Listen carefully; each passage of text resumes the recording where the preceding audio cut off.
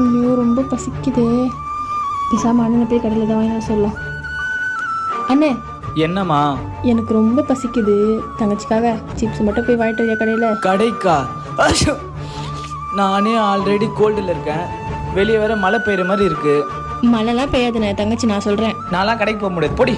ஊர்லாம் தங்கச்சிக்காக என்னென்னமோ செய்கிறான். நீ இங்கே இருக்க கடைக்கு கூட போக மாட்டேன். போனேன், எனக்கு ரொம்ப வருத்தமாக இருக்கு. ஏன்டி என்னை போட்டு இப்படி சாவடிக்கிற?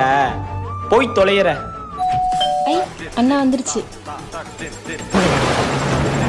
ஐ சிப்ஸு.